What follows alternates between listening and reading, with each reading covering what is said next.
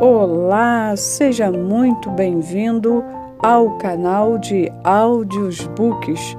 Quero te convidar, caso você seja novo aqui, para você se inscrever no canal, compartilhar, curtir o nosso conteúdo.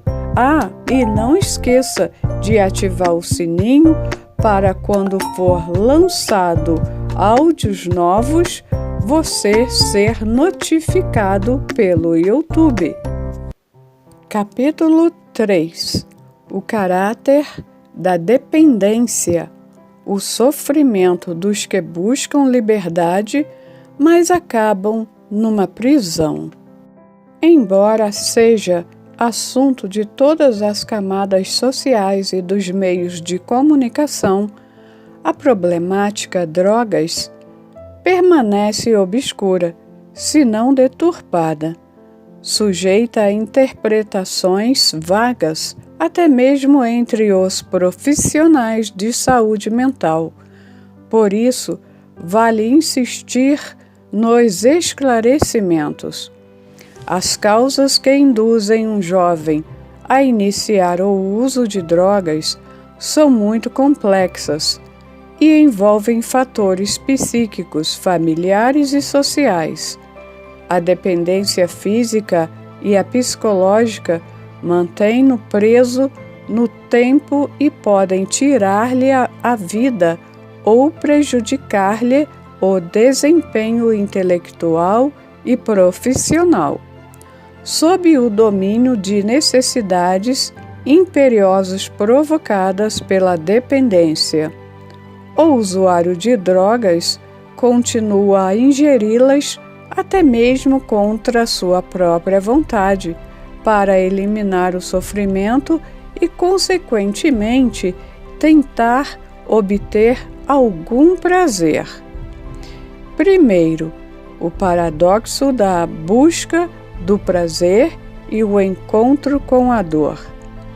No diálogo com os dependentes, descobre-se uma incrível contradição a respeito do uso de drogas.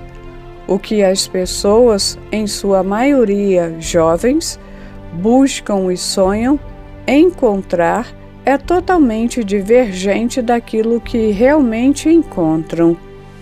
Procuram aventura e liberdade e acabam presos na mais amarga das prisões. Querem um mundo diferente daquele oferecido por suas famílias e pela sociedade, mundo no qual nada os controlará, no qual farão suas viagens sem ser importunados, mas acabam transformando-se nos mais restritos, nos quais manipulados dos seres, controlados por substâncias tão minúsculas e insignificantes. Segundo, exemplo de um caso verídico. Qualquer pessoa que usa drogas conseguirá enxergar-se um pouco na história desse jovem dependente. Vamos conhecer a história de um dos meus pacientes. Ele se chama JV e tem 26 anos. Abandonou a faculdade quase no fim do curso, pertence a uma família de bom nível cultural e financeiro. Passou a infância sem grandes conflitos, embora tivesse uma postura autossuficiente que o levava a reagir antes de pensar, e tinha dificuldades de se colocar no lugar dos outros. Tinha uns problemas de relacionamento com os pais, que tentavam inutilmente trazê-lo para o convívio mais íntimo com a família. Aos 12 anos, criticava o namorado da irmã porque ele usava maconha. Parecia que era avesso às drogas, mas não tinha metas bem estabelecidas nem grandes sonhos. determinado dia, sob a influência de amigos, que é uma das mais importantes causas do uso de drogas, começou a usar aquilo que aparentemente rejeitava. Começou a fumar maconha, mas jamais com o intuito de ficar dependente, apenas para curtir um momento. Para aliviar sua consciência, dava a desculpa de sempre: o cigarro causa mais prejuízo do que a maconha. Queria justificar o uso de uma droga por meio de outra. O cigarro, embora este seja comercialmente aceito e socialmente livre, sabe-se principalmente porque a ciência o estudou mais, que o cigarro provoca mais prejuízos físicos do que a maconha, do infarto ao câncer. Contudo, o tetrahidrocannabinol, substância psicoativa da maconha, prejudica mais o território da emoção do que a nicotina do cigarro. Em virtude do seu alto potencial tranquilizante, a maconha conduz os usuários contínuos a escolher sua capacidade de motivação e liderança. Eles se tornam pessoas sem garra, sem dinamismo, sem intrepidez e coragem para ocupar seus espaços profissionais e para transpor obstáculos sociais. Infelizmente, ninguém comenta ou estuda esse assunto. JV inicialmente era um consumidor esporádico. Com o decorrer do tempo, passou a consumidor contínuo e durante 13 anos fez uma verdadeira escala na utilização de drogas, passando por muitas delas: moderadores de apetite, xaropes, antitussígenos que contêm codeína na fórmula, chá de cogumelo, LSD, calmantes, cocaína, crack e merla, pasta básica de cocaína e etc.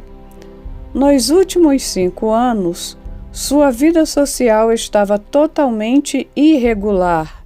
Não trabalhava, dormia até o meio-dia, entretanto dizia ser o mais controlado no grupo de amigos de vício, cuidando para que eles não se excedessem, pois temia os efeitos da overdose, já que alguns haviam morrido por parada cardiorrespiratória, mas isso não evitou que ele próprio se tornasse grande consumidor de cocaína e traficante intermediário para sustentar o alto custo do seu vício. Nessa fase, chegou a ter 1 quilo de cocaína nas mãos. Estava tão aprisionado dentro de si mesmo que não percebia os graves riscos que corria, inclusive o de passar vários anos numa cadeia. Paradoxalmente, quem insistia para que os amigos não exagerassem nas doses foi sendo gradativamente manipulado pela droga, começando a tomar doses cada vez mais elevadas. Em apenas uma noite, chegava a fazer 20 aplicações de cocaína nas veias, doses que para a maioria das pessoas seria letal, embora mencionasse que sentia sérias alterações no ritmo cardíaco e respiratório. Toda vez que tomava a droga, JV controlava atentamente sua frequência cardíaca, sempre temeroso de sofrer morte súbita. E mesmo esse medo da morte não conseguia libertá-lo de sua prisão interior. Terceiro, alguns princípios da terapia multifocal.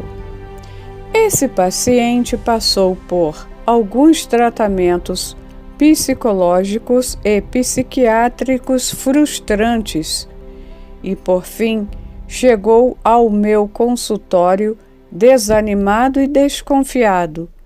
Apliquei os princípios da terapia multifocal, a ser estudado nos textos finais.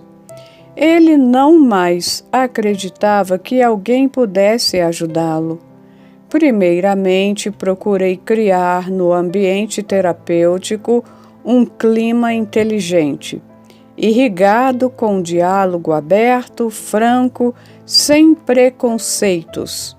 Nesse ambiente, tentei conquistar a confiança dele, principalmente valorizando suas qualidades da personalidade, para resgatar sua autoestima e mostrar que compreendia sua dor e suas fragilidades. Em segundo lugar, procurei mostrar-lhe que estar sob o domínio das drogas é uma doença e que ele precisava enfrentar um tratamento de maneira totalmente nova. Ele precisava esquecer as frustradas tentativas anteriores e recomeçar tudo. Realcei que a sabedoria não está em não errar, mas em usar os erros como alicerce para a maturidade. Em terceiro lugar, empenhei-me em ajudá-lo a resgatar a liderança do eu nos focos de tensão, em conduzi-lo a ter uma vontade dominante, encorajando-o a ser mais forte que o seu impulso para a droga. Mostrei-lhe o absurdo da situação. Um ser humano tão inteligente, controlado por uma substância tão ínfimas. Por fim, trabalhei no sentido de fazê-lo perder a representação psicológica inconsciente que as drogas possuíam na sua personalidade. Esse último passo foi o mais importante. Vejamos. Quarto, uma história de amor. Para se entender o que aconteceu, vamos dar um exemplo e estabelecer uma comparação. Quando um jovem termina o romance com a namorada, mas ainda continua a pensar nela, a namorá-la em seus sonhos e quando a vê, tem taquicardia e outros sintomas físicos. Então, a possibilidade de ele reatar esse romance é grande, pois a jovem ainda representa algo importante para ele, embora esteja fisicamente separado dela. O mesmo acontece com a dependência das drogas. Quando um jovem para de usá-las, mas ainda pensa nelas, sonha com elas e se lembra dos efeitos que elas propiciavam quando estava atravessando algum conflito ou se ainda sente desejo por elas, quando alguém lhe oferece, então é muito provável que um dia ele volte a usá-las, pois o romance ainda não terminou nos porões de sua memória. O paciente JV atualmente está perdendo a representação psicológica das drogas. Agora levanta cedo e vai trabalhar, resgatou o prazer de viver, seu relacionamento familiar melhorou, existe diálogo e uma proximidade maior entre ele e seus familiares. Não é suficiente que se pare de usar as drogas. É preciso que elas percam sua representação interior, ou seja, o significado psicológico que ocupam na vida da pessoa. Caso contrário, o romance poderá ser reatado um dia, principalmente porque as drogas estão sempre disponíveis. Quinto, nem tudo o que propicia prazer é saudável. A partir do relato da experiência desse jovem, não se pode negar que as drogas proporcionam prazer aos usuários. Não há por que se surpreender com isso, embora quando se instala a dependência, eles as usam mais para aliviar suas angústias existenciais. Não fosse assim, elas não atrairiam tantas pessoas. Nem tudo o que dá prazer é saudável e recomendável. O que devemos ver, o que devemos contar aos jovens, são as consequências físicas e psicológicas que seu uso acarreta. Imagine uma pessoa no topo de um edifício, com vontade de saltar lá de cima como se fosse uma ave, para experimentar a liberdade. Por alguns segundos, ela poderá sentir algum tipo de prazer. Porém, ao término de sua curta viagem, sofrerá o impacto com o solo. Isso não é prazer, mas suicídio.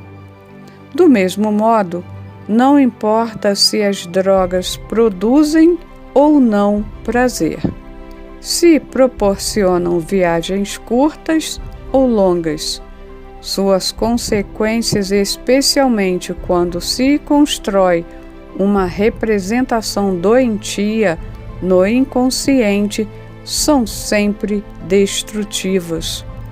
Não usar drogas não é suficiente para tornar uma pessoa segura, livre, lúcida e empreendedora, pois para alcançar tais características é necessário desenvolver as funções mais importantes da inteligência. Não usar drogas, portanto, não quer dizer viver uma bela primavera. Entretanto, manter um romance com elas certamente significará viver num longo e rigoroso inverno existencial. Precisamos usar o máximo de criatividade e inteligência para podermos realizar uma prevenção eficiente e assim evitar que muitos caiam nesse fosso emocional. A educação escolar pode dar uma excelente contribuição nesse processo. Entretanto, infelizmente, ela tem sido ineficiente. Vejamos uma pesquisa. Sexto, a educação precisa passar por uma revolução. Tenho dado referências e cursos a centenas de educadores. Por isso tenho sentido de perto o caos em que está a educação. A educação no mundo inteiro está passando por crise. Estamos formando homens cultos, mas não homens que pensam. Estamos formando homens que dão respostas ao mercado, mas não homens maduros, completos, que sabem se interiorizar, pensar antes de agir, expor e não impor as suas ideias. Trabalhar em equipe, homens que amam a solidariedade, que sabem se colocar no lugar do outro. A crise educacional me motivou a fazer uma ampla pesquisa no país sobre a qualidade de vida dos educadores e dos alunos, bem como sobre a qualidade da educação social. O início foi no começo do ano 2000, com educadores de centenas de escolas.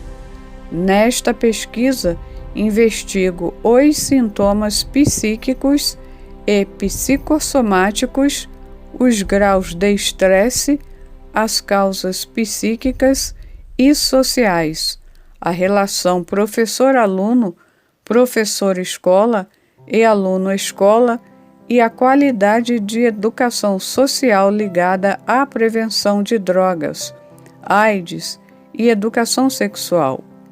Os dados iniciais relativos à prevenção do uso de drogas são até chocantes. Perguntei aos educadores: o que você acha da prevenção de drogas na sua escola? Os números de fato são alarmantes, apesar de a educação ter professores ilustres. Ela é ineficiente na prevenção dos mais grave problema social da atualidade. Grande parte dos professores declarou com honestidade que a educação social está falida. E isso não só em relação à prevenção de drogas.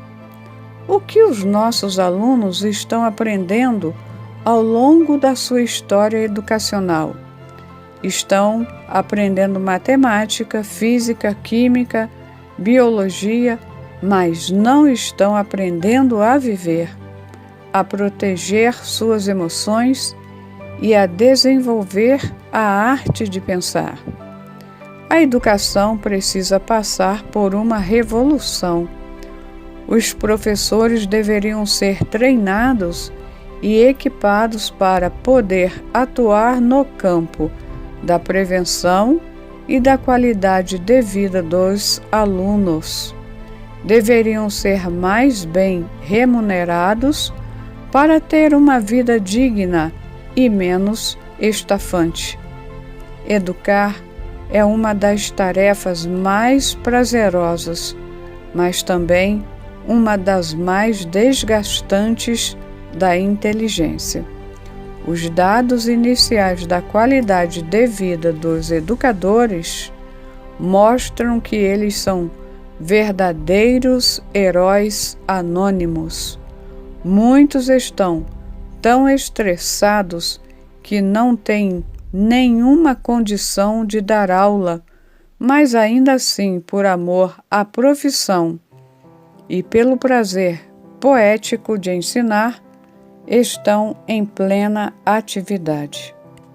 A quantidade de sintomas psíquicos e psicossomáticos que a classe dos educadores está experimentando é enorme, tais como insônia, desmotivação, cansaço físico exagerado, humor deprimido, hiperaceleração de pensamentos, ansiedade, cefaleia, vertigem, tontura.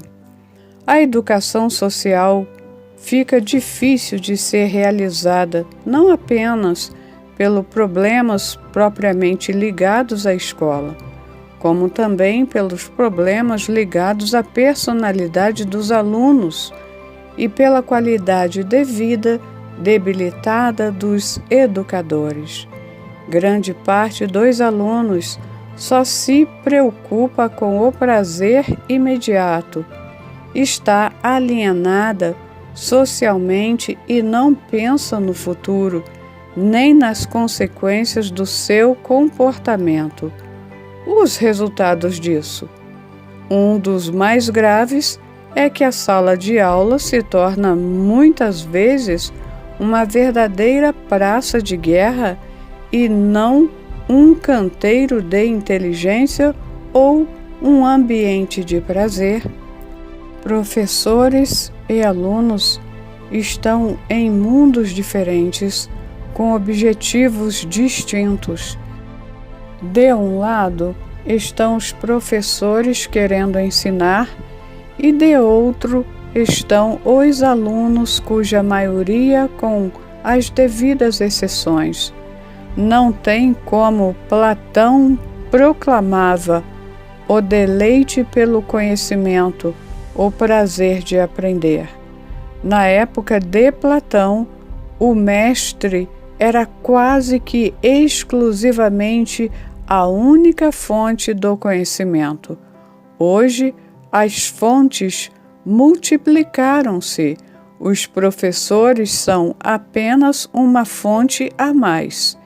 Eles, aos olhos dos alunos, se tornaram pessoas desinteressantes que não conseguem competir com a TV e a internet e outros meios de comunicação. Tenho repetido que a psicopedagogia escolar precisa passar por uma verdadeira reviravolta para que os professores conquistem novamente o status de mestre. Contudo, esse é um assunto para outra publicação. Se já é difícil ensinar as matérias clássicas exteriores à vida dos alunos, imagine como não seria difícil ensinar matérias que o estimulem a pensar, a rever suas rotas de vida, a lidar com suas emoções. Por isso, diante da crise educacional atual, a prevenção de doenças psicossociais, como a produzida pelas drogas, tem sido mínima. Todos os dias, milhares de jovens estão iniciando o uso de drogas e muitos deles ficarão dependentes e terão o curso de suas vidas totalmente alterado. Como os alunos desenvolverão uma personalidade saudável se eles só conseguem olhar o mundo com seus próprios olhos, se não conseguem se colocar no lugar do outro e não têm o mínimo de defesa emocional contra as doenças que confinam a inteligência num cárcere? Se melhorarmos a qualidade de vida dos educadores, treinando-os para que conheçam o funcionamento da mente e sejam capazes de estimular as funções mais importantes da inteligência dos alunos, será possível reverter este quadro. Todavia, se não o revertermos, as sociedades modernas se tornarão uma fábrica cada vez maior de doenças psíquicas. Até o próximo capítulo.